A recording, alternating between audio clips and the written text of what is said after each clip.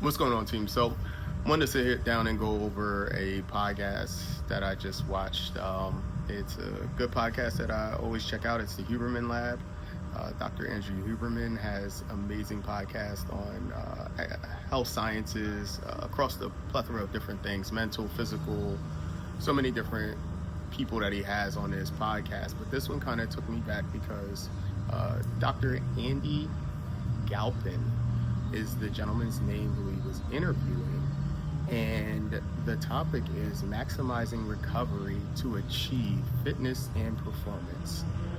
So that's just something that we deal with. You know, you always hear people discussing whether or not you're overtraining, how much training is the optimal amount to do during a week, the day, an hour, and how are we finding ourselves to be able to get back to homeostasis or a workable, manageable, tolerable body feeling, because a lot of us feel like we're down hard for multiple days. So how do we get back into feeling like we can fight again? So I wanted to go over this topic with you guys. I really enjoyed this podcast. I think I learned a lot. I had some things kind of blow my mind and wanted to discuss it with you guys. Hopefully you guys leave some comments and let me know. But the podcast, if you do take a look at it, it is a 3-hour podcast. Again, the topic of discussion is maximizing recovery to achieve fitness and performance.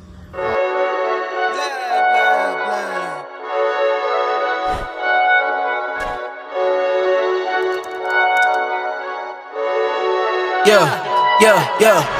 What's going on, team? So this is how we train here at We Fit. Coming in, yeah, flex. I just wanna win, yeah. LABB, who we running with, yeah. 2233, I'm on 10 again, yeah. State your name, been dope on flame. I just switched the lanes. Damn, he did it again. I just flipped the pain. Stripping and dipping in bass, slab on everything. Swimming, you sinking away, cause I got big racks coming. I put my low racks on it. I ain't skip past losses, I had to get back off it. See the Fit Lab on it until they whip my coffin. Money clip, I tossed it, I heard it's big bags on big bags on big bags coming, coming in, yeah, flex. I just wanna win, yeah. LABB, who we running with. So some of the key takeaways that I took from this was different modalities that he really focused on in recovery. I think the biggest thing that kind of came across my brain was stretching. The need to stretch. Is stretching optimal for performance? Where does it lie? Is it re-aggravating the muscle? He discussed what we know in the fitness realm as DOMS, delayed onset muscle soreness. So trying to understand why the delay occurs rather than if we're breaking tissue down, how come it's not immediately creating that pain right then and there? What's the delay about? And in that delay, he kind of went over a study that was done about inflammatory markers, and kind of basically that our body goes through these inflammation or inflammatory markers in a 24 to 48 hour cycle. So he was kind of just hinting at, is it really muscle tissue damage that we are experiencing when we're going through that DOMS, that delayed onset muscle soreness? Is it genuinely muscle soreness, or could it just be, from what I took from it, it sounded like that he was stating that it could just be inflammation, the inflammatory response to an area, which causes swelling or obviously inflammation, edema. And I felt like he was saying that edema is now pressing on the myelin sheath that embodies the muscle, and that's where nerves are. So that's what's causing the pain stimuli.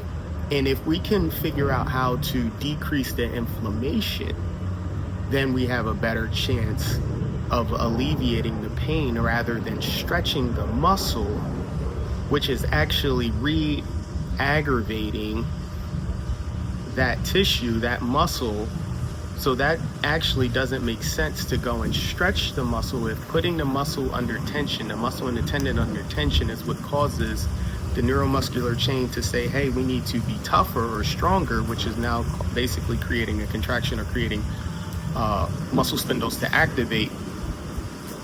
That's what I took from it. So it was kind of like, hey, what are modalities that can diminish inflammation without putting damage to the tissue? And obviously we think about things like massage therapy, where they're pressing, being able to push lymph or that inflammation to your lymph nodes so that it can disperse and be created in waste. She discussed doing things like compression, so your Normatex, things that are going to put you in a boot and create contraction or constriction and dilation so that we have more blood flow. He discussed movement, basically, so that's why the next day just getting up and moving the body can create a better feeling than actually going and stretching or doing anything else. So if you had a very aggressive leg day, getting up and going for a walk or anything that can create blood circulation, that's going to create coinciding with a good healthy diet that's going to have the nutrients in your blood that's going to allow you to recover at a higher rate if we're doing these modalities. So it just kind of took me down this path of, do we still solely focus on stretching at a high degree, or do we try to start implementing modalities that creates flow? So today I had some of my guys also talked about the key steps in how we meet the level of cortisol that started the day off, right? So if cortisol is what wakes us up and that got us through our workout, right? If I created stress, basically. So cortisol comes from stressor. We want to make sure that we time it right. I don't want to go off on the wrong tangent. So he was saying, if you ramp yourself up, then you need to be able to bring yourself back down, right? And almost as abruptly as you were able to ramp yourself up for the workout. So he said, as soon as you can get done, especially if you use stimulus, whether that's a physical, whether that's an auditory stimulus, what I mean by that is music. If you're using music that's going to motivate you, loud music. If you're using any type of shake or anything, whatever that may be, use another one that could be a stimuli. I'm kind of blanking right now on that, but you want to match it with music, motivational things, and or something that you take that's going to cause your body to be stimulated and ready for your training. Now you want to meet that with the same level of digression. So his first thing he talked about was breathing. I believe his first thing that he talked about was breathing to bring the heart rate back down, and like we call in Deep End Fitness, my other company, down regulating. So bringing that heart rate down, getting that CO2 dispersed out of the body, not allowing that CO2 to stay built up. Also bringing the noise level down. So if you were listening to high frequencies, high vibration music, motivational things, going into a kind of a dark room and laying down, maybe even covering your eyes up and just going through a relaxation, maybe using some NSDR, non-sleep deep rest, calming music, just kind of bringing that frequency down so you're not as stimulated and you can kind of start lowering the cortisol levels, and then getting back to a healthier space. So he said that those were some key things. If you're looking at acute versus longevity, he was speaking upon acute measures as far as digressing or taking away, mitigating inflammation, could be cold plunging, ice therapy, things of that nature. But over time, if you're looking to, like we've probably, a few of you may have heard, there's timing. If you're looking for muscle growth, that you shouldn't be doing too much anti-inflammatory things.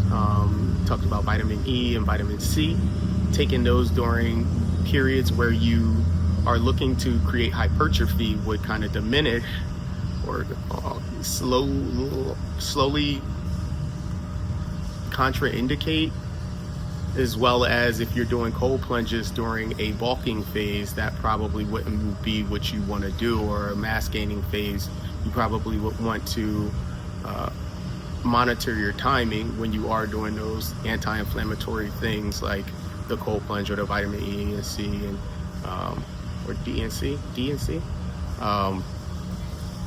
Yeah, so I probably would try to hold off on that 6 to 8 hour window on hopping in a cold plunge after post exercise if I'm looking to put on mass, because it is a natural, it's an anti-inflammatory, as well as taking any anti-inflammatories.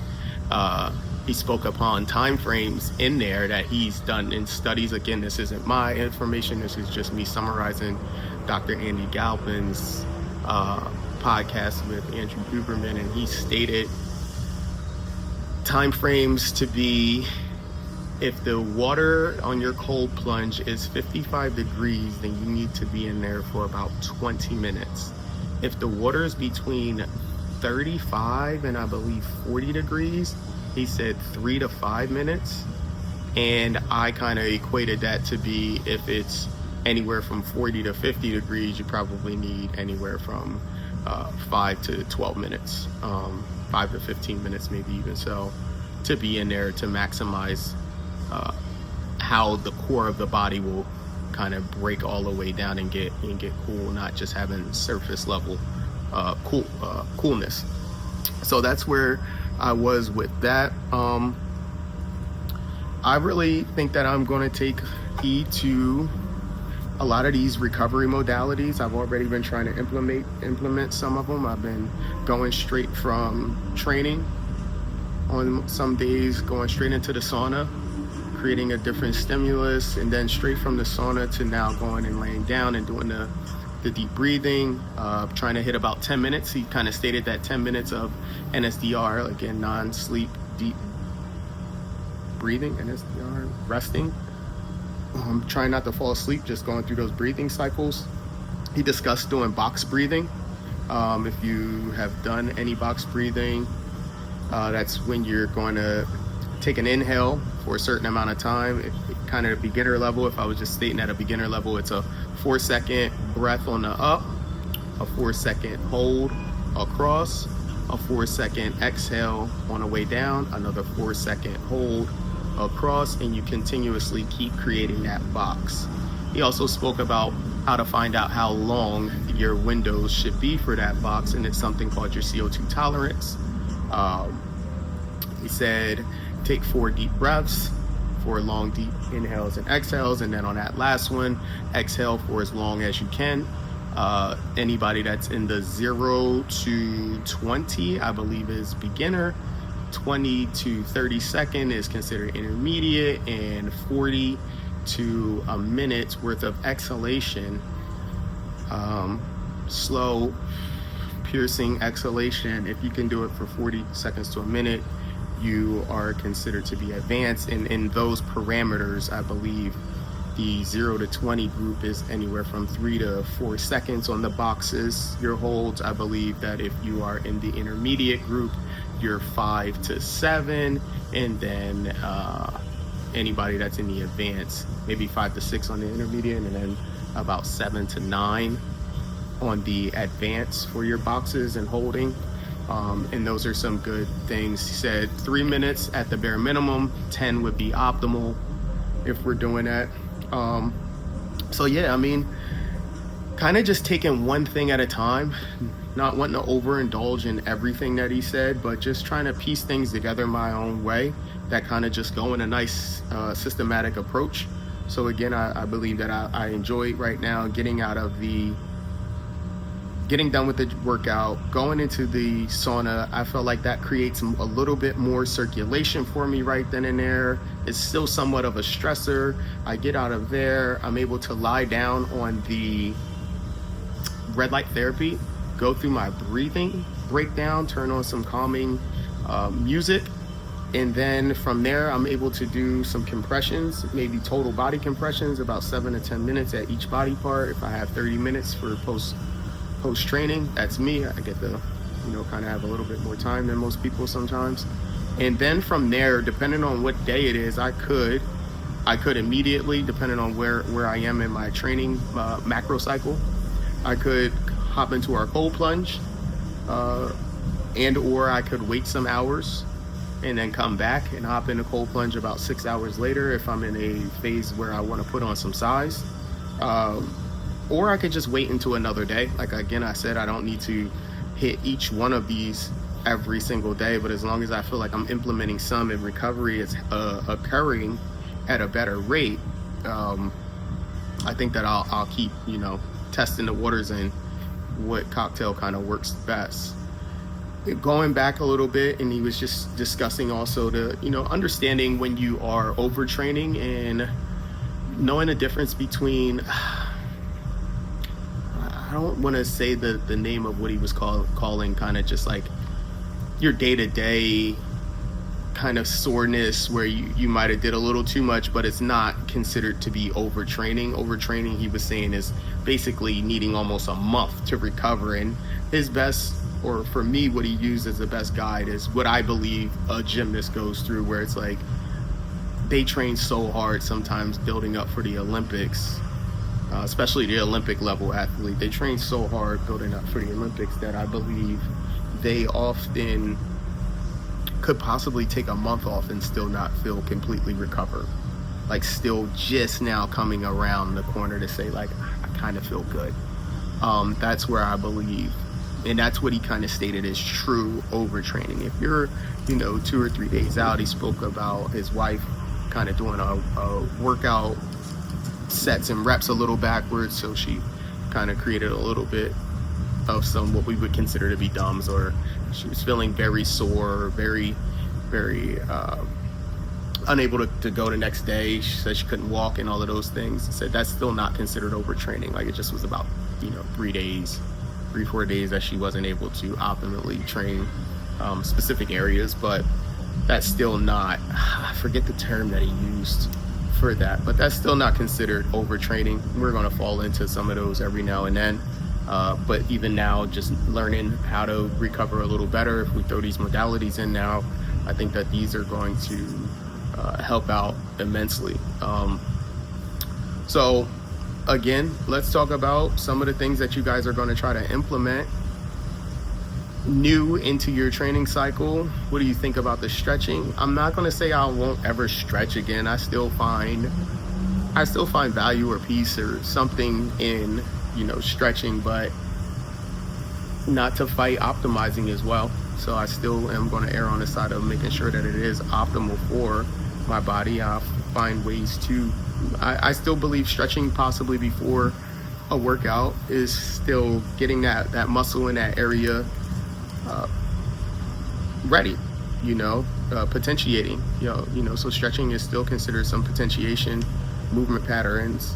So I still think that it's a place that we should be doing, or a thing that we still should be doing.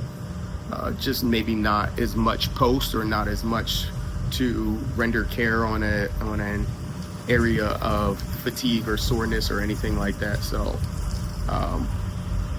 that's where I am with that. I really hope that some of you guys hop over here and create some more discussion. I hope you guys take some time and possibly take a look at this podcast. It was very informative.